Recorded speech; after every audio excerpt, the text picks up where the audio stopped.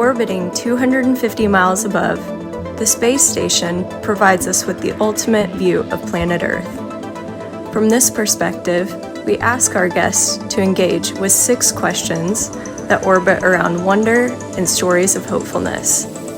For the next few minutes, this is our Wonderspace. Welcome to the 105th episode of the Wonderspace podcast, which is an expression of a family trust called Panaper. My name is Steve Cole, and since September 2020, I have asked the same 6 questions to over 100 people from around the world. People like the co-founder of Shazam, Dheeraj Mukherjee, who in episode 55 describes himself as a recovering entrepreneur. In his story of hopefulness, Dheeraj talks about the Queen's Commonwealth Trust, who are supporting young entrepreneurs in 50 countries through funding, skills, and the exchange of ideas and stories. He said, "I believe in business as a force for good in the world, and I'm optimistic that in a large part of our planet, we will see this next generation of businesses which will grow and take shape and give a chance for other young people to participate as well." We are thrilled once again to be drawing from the wonder of Ask Nature, who look to nature for inspiration to solve design problems in a regenerative way. Here is another moment to help us re-wonder. Our hearts pump blood. Our lungs breathe air. But have you ever stopped to wonder what exactly our livers do? When we ingest food, our teeth physically break it up, and acids and microbes in our digestive tract break it down to a molecular level. Blood vessels in our intestines absorb those molecules and bring them to the liver for some help making use of them.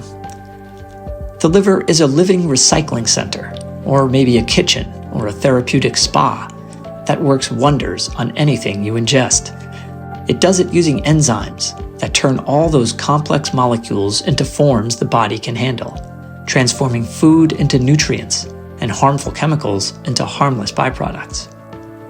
But enzymes aren't only useful cleaning up whatever's inside us. They're also inspiring new ways to decontaminate our land and water by breaking down pathogens, pesticides, and other industrial products using chemistry that's designed to break down quickly and naturally, making our cleaners cleaner for the environment.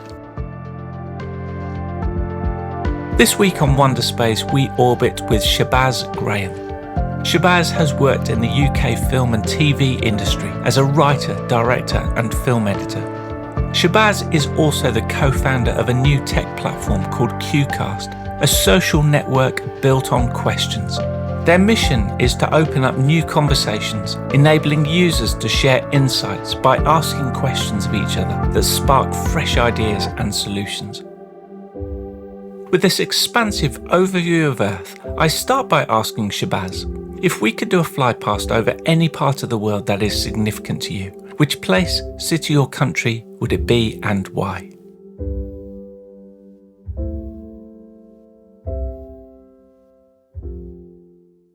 I think it would be Jamaica. So heritage is African, Jamaican, British, but went to Jamaica for the first time. Both my parents are from Jamaica. My whole family are from there. Went to Jamaica for the first time in 2005. And I went to actually bury my sister. My first trip to Jamaica nearly became my last trip anywhere. And so I was on the beach basically doing a documentary, and I jumped into the water to try and, experience what a certain shot would look like. And I nearly got carried out to sea. And the waters are terrible in Jamaica. A lot of people have gone over there on holiday and died in the waters because they're so treacherous. And so I think as we fly past Jamaica, I would be reminded about the significance, I think, of my life. That I got out of that water thinking I could have died here today, and I'm going to spend the rest of my life living like that matters. Like I wasn't taken at that point for a purpose and for a reason. And so that would be, I think, the most significant place for me. Shabazz, give us a glimpse into your life story so far, with an emphasis on what you are doing currently. I'm 47 right now, At the age of 9.5 months, I was placed into my first children's home, grew up in care. I see myself as a child of the system being the care system. But very much like Neo in the Matrix, I transformed in that system and I became something better than what I think most people expected of me.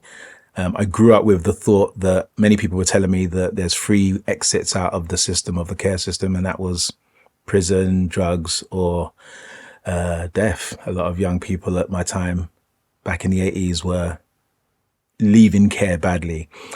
17, I left care well and was hired by the care system to do a documentary about leaving care well, kids that were successful. And I became a filmmaker through that process because they hired someone from the BBC to teach us how to do film. Knew what I wanted to do with the rest of my life, and the rest was history. I've now spent the last 30 years in film and TV, learning the power of film and communication. Throughout the whole process of my experience as a filmmaker, questions have been significant and have been at the core of all that I do, because as an editor in film, I would edit thousands of questions in all interviews that I've done. And I started to just get more and more of this kind of eureka moment that questions are powerful. Questions are who we are as humans. We ask questions to learn. We ask questions to share what we've learned. I like to consider myself as a questionologist, someone who studies questions. There's a gentleman called Warren Berger, one of my author mentors. I like to see him as. He wrote an amazing book called A More Beautiful Question. And he spoke about how powerful questions are, that it should and it deserves its own form of study. So in 2014, following the unfortunate passing of a dear friend of mine, another filmmaker who went to work as an editor and unfortunately passed away in an editing suite, and I was given a new set of questions, basically what, why, how. I started to ask God all these big existential questions. I was very traumatized by these questions I couldn't answer as to why my friend had passed away. And so I decided to honor my friend by creating a new social media platform and communication tool called Qcast, which simply means question cast. And Qcast basically operates in that it allows you to share questions with the world on scale. It's an asynchronous form of communication. You record a question and then you can share that with anyone who can then, through our technology, respond to that question through video. There's a saying from an MIT lecturer and author called Hal Gregerson, who said that in his book, Questions Are the Answer, he basically said that behind every breakthrough, there is a better question. And I've always been blown away by that. The thought that you can change someone's life by asking them the right question at the right time. And so we launched our social media platform for Qcast in June 2022. We have a social offering and more of a corporate offering. And the social platform has done really well. We've managed to, in the space of 6 months, after we launched, we managed to work with one of the biggest tech platforms on the planet. Can't say who they are through NDA, but it's been amazing just seeing how people have taken Qcast. We're working with local councils, we're working with professional service organizations, psychotherapists are on the platform. Different types of people who have different types of needs for their questions to be answered and for their questions to be shared and for responses to be given to other people's questions. They basically jumped onto the platform. And so the future looks really bright for what we're doing. We're also covering a lot of conferences because Qcast can be used as a audience engagement and interaction tool. And so yeah, the future looks bright for Qcast. We eventually want to see Prime Minister's question times being run on Qcast, journalists using Qcast to interview politicians and anyone in the world at any point in time. And so watch this space. Where on earth is your place of reset or recharge? So my place of reset and recharge, if I'm to be honest, is actually quite mundane, but very significant to me. It's actually in bed. So I was thinking about this the other day. When I lie down next to my wife and my son, I've got a little 4-year-old, it's first of all the most humbling experience. I tend to go to bed a lot later than my wife and child, and so they're normally asleep when I go to bed. Having the privilege and the honor and just the love of being able to lie next to the two of the most important people in the world to me resets my mind, gives me a sense of peace, gives me a sense of gratitude. I think in one space, this four-cornered bed, I'm able to just appreciate life in a way that every night I just feel blessed. I feel like the luckiest man alive because I have unconditional love from my son and wife, and I'm able to give them unconditional love. And so sleeping beside them is my place of reset. What wonder of the natural world excites you the most? I love clouds. I love clouds. They're natural, but they appear so majestic and supernatural. They're almost like this kind of like ethereal creature that exists in the space between the heavens and the earth that give us these beautiful vistas, change colors, change shapes. I love being literally in the clouds if I'm ever flying through them, being above the clouds. I've had so much revelations, eureka moments, beautiful experiences of just being inspired by being in the clouds. For me, it's one of the most dynamic parts of this natural planet that I just love. Shabazz, what is your story of hopefulness that's not your own? About a person, business or non-profit who are doing amazing things for the world? My story of hopefulness is Cultural Style Week. Cultural Style Week is a organization that was set up by Candy Ellie Graham, the founder, who I'm blessed to call my wife. She also has created a CIC, a community interest company called Cultural Fashion and Arts, where she's working with organizations like Refugee UK, Refugee Education, to help people, especially migrants, and everyone who has a culture and a heritage, be able to find pride, find just connection to who they are through what they wear and through their cultural style. So my wife is a migrant herself. She's from Nigeria. She came here in the 80s and has grown up, as many of us that have immigrated here have done, with two cultures, Nigerian, but also British. And how do you reflect that in what you wear and how you stay connected to your culture and your heritage? Fashion and what we wear is so much an important part of that. So she launched Cultural Style Week as a way for everyone to embrace not just their own culture, but it's a shared experience. It's allowing other people to ask powerful questions about what you're wearing.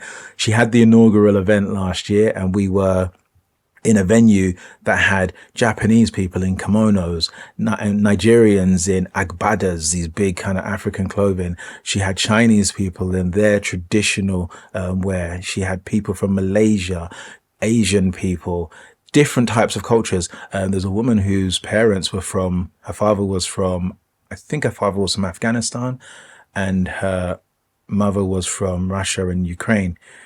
And she was basically saying that everywhere I'm from is at war. And she wanted to wear something that she felt could just bring her a bit of peace and, have her celebrate who she is and where she's from in this difficult time of war. And she did that through Cultural Style Week. She did this amazing dance. Please go and have a look on it by typing Cultural Style Week in YouTube. As she was dancing to celebrate her heritage, I almost burst into tears, because you see the weight of who she is and what she carries through what she's wearing and how she's reflecting it. And it just made me realize how powerful the question of who are you and where do you come from, in a polite way, can be such a great way for us to have more empathy for each other and for us to know a little bit more about our origin story and who we are, and it makes us appreciate one another a lot more. So that's the power of Cultural Style Week. It does that through questions and through culture. As we prepare to re-enter the Earth's atmosphere, what insight, wisdom or question would you like to leave with us? So I'd like to leave with a question and also a bit of insight by sharing the answer to that question. And I heard this question by a gentleman called Dr. George Fraser. He's an author and entrepreneur, and the founder of an organization called FraserNet. He's a business leader that I respect. Now, in a business meeting, a Qcast business meeting with him, we had this powerful back and forth about the power of questions and everything. And he told me the way that he closes his speeches. He says at the end of his speeches, he always leaves with this big question and then gives people the answer. And the question was a familiar question. The question was, what is the meaning of life? And very much like what probably everyone who's listening now you're doing, you're answering it for yourself, or you're thinking about, well, what kind of answer would someone else give to that question? He basically said, he then goes on to give his answer. And he says this: life has no meaning. You have meaning and you bring it to life. And I was absolutely floored, because I was like, I've heard that question a million times, but I've never heard anyone frame it like that.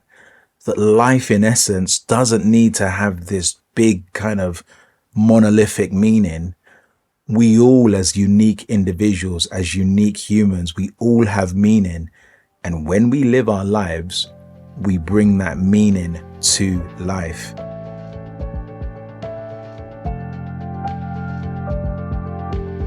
You can find out more at Qcast.io. In his story of hopefulness, Shabazz spoke about Cultural Style Week, and you can find out more at culturalstyleweek.com and culturalfashion.art. What is your story of hopefulness that's not your own, about a person, business or non-profit who are doing amazing things for the world? We would love you to consider recording yourself in under 30 seconds, sharing your story on your phone through your video or the voice recorder app. You can then simply upload the recording to the link on our website, ourwonder.space. I want to thank Shabazz for joining us on Wonderspace. Let's continue to share our stories of hopefulness that makes a name for someone else. We need them like never before. Thanks for listening.